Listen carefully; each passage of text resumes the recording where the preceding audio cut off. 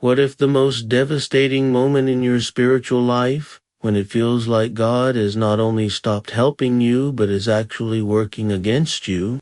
What if that moment is actually the setup for the greatest victory you'll ever experience? Right now, someone is facing what psychologists call spiritual trauma, that crushing realization when everything they believed about divine protection seems to have failed spectacularly. They've done everything right, followed all the rules, trusted completely, and yet disaster after disaster has hit them like a coordinated attack.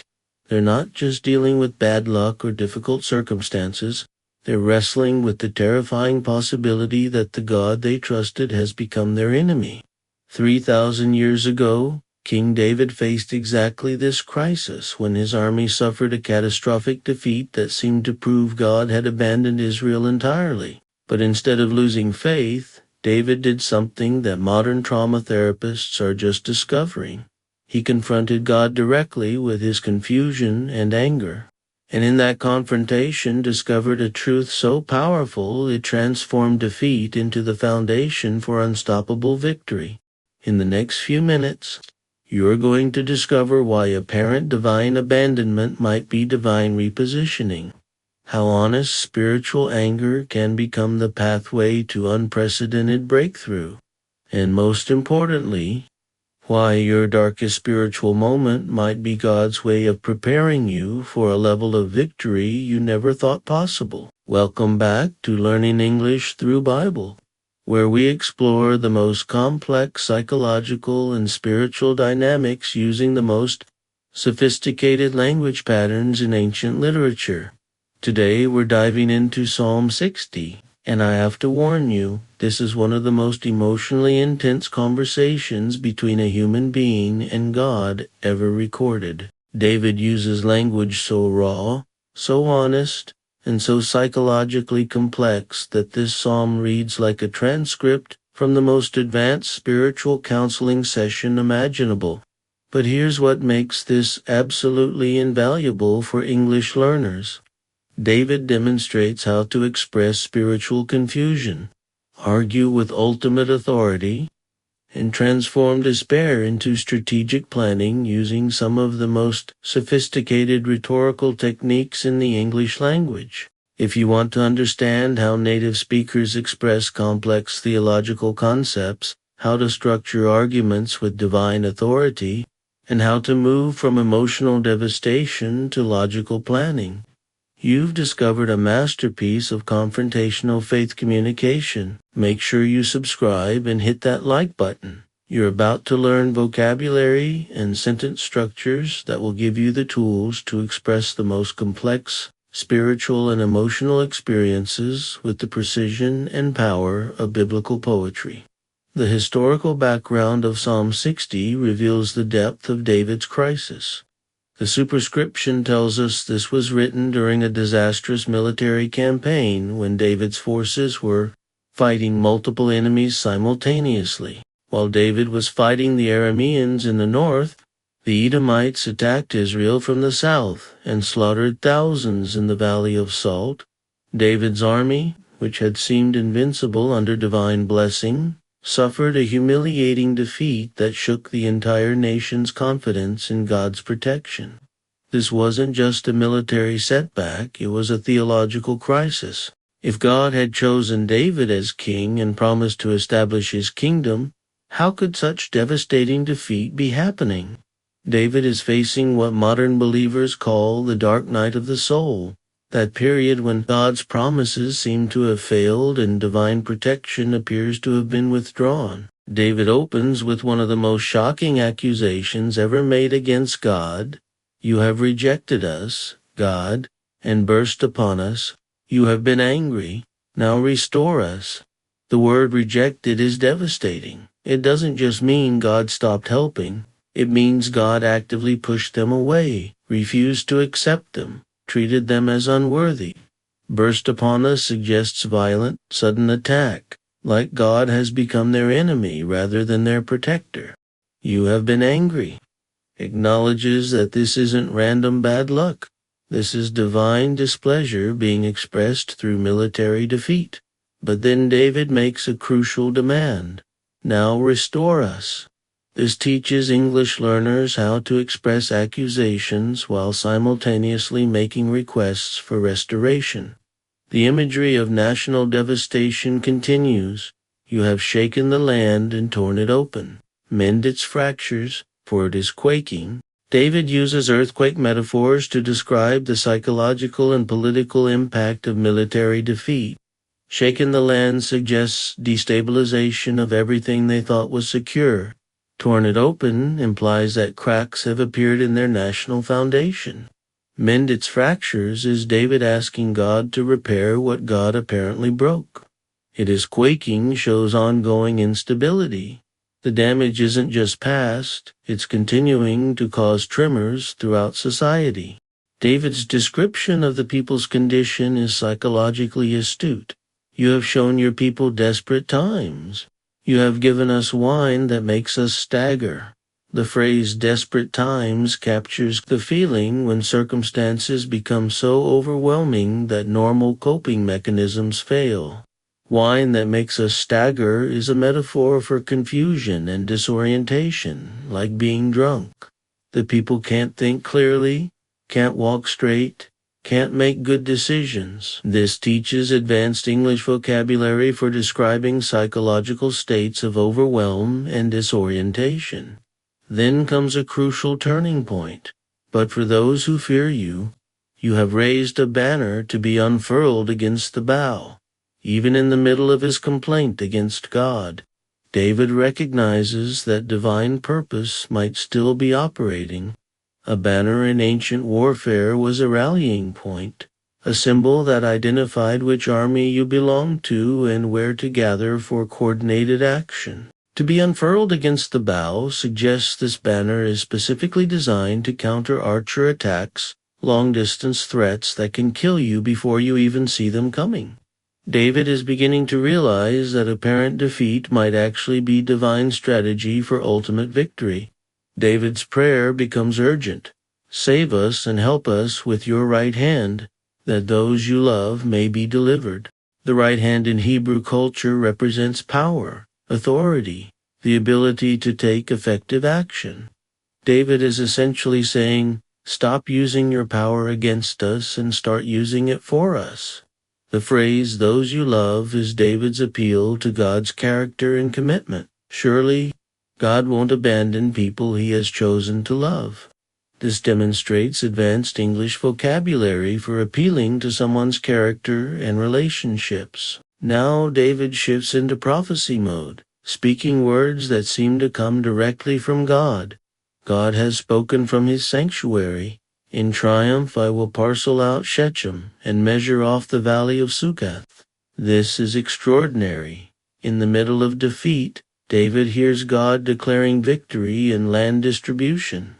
Parcel out and measure off are surveyor's terms, suggesting God is already planning how to divide conquered territory. Shechem and Valley of Succoth represent strategic locations that would be under David's control after victory.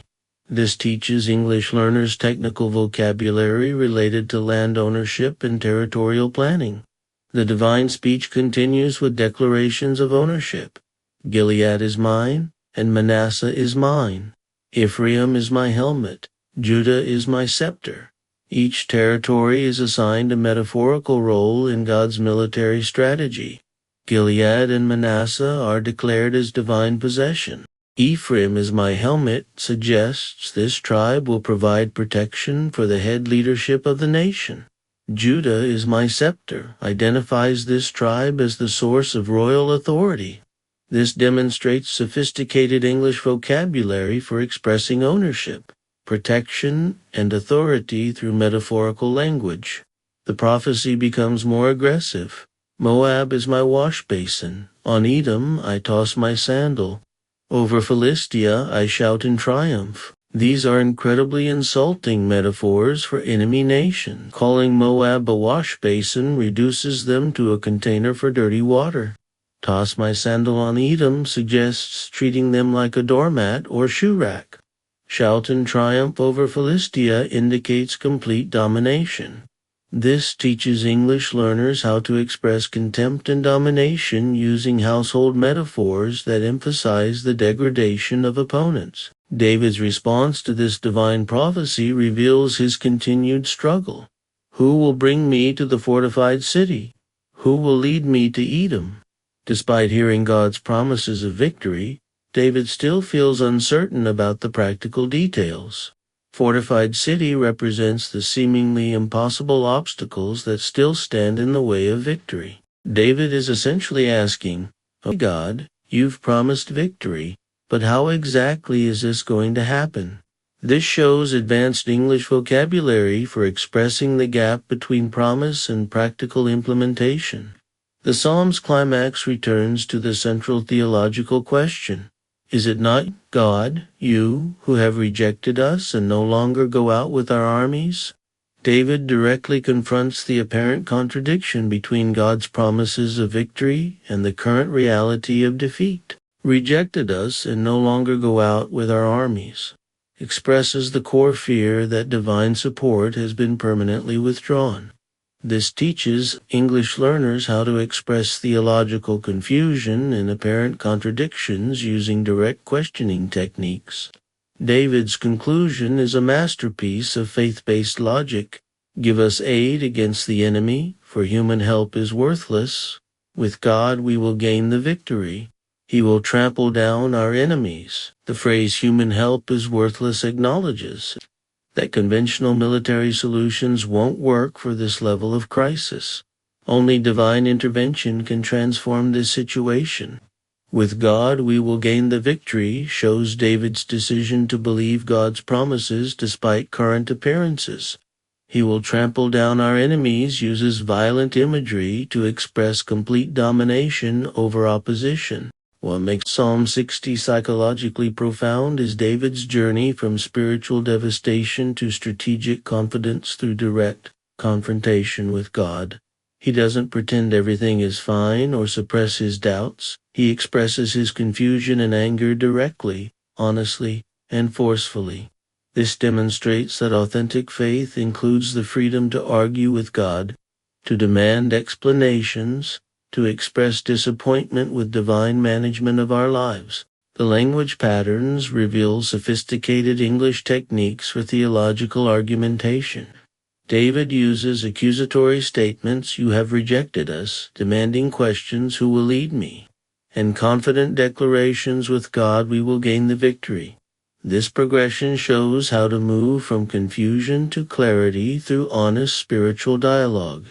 David's analysis of defeat as potentially being divine strategy rather than divine abandonment represents advanced theological thinking. Sometimes what appears to be God working against us is actually God repositioning us for a level of victory that wouldn't have been possible through conventional success. This requires the maturity to distinguish between temporary tactical setbacks and permanent strategic failure. The metaphorical language throughout the psalm teaches advanced English vocabulary for discussing complex spiritual and military concepts. Territories become body parts. Ephraim is my helmet. Enemies become household items. Moab is my wash basin. And defeat becomes earthquake damage that can be repaired. These metaphors make abstract concepts concrete and memorable. For English learners, Psalm 60 demonstrates how to express spiritual confusion, argue with ultimate authority, and transform despair into strategic planning. David's progression from accusation to prophecy to practical questions to confident declaration provides a complete framework for processing spiritual crisis and emerging with renewed confidence. The contemporary relevance is profound.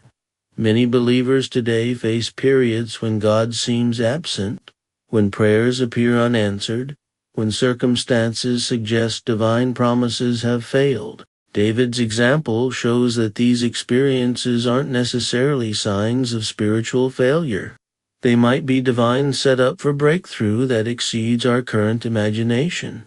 David's honesty about his confusion and anger provides permission for authentic spiritual struggle. His willingness to confront God directly, to demand explanations, to express disappointment, demonstrates that genuine faith is strong enough to handle doubt, questions, and even temporary anger at divine management of our lives. The progression from "you have rejected us" to "with God we will gain the victory" shows complete psychological transformation accomplished through honest dialogue with God. David doesn't suppress his negative emotions or pretend to have faith he doesn't feel. He processes his doubts out loud until clarity emerges.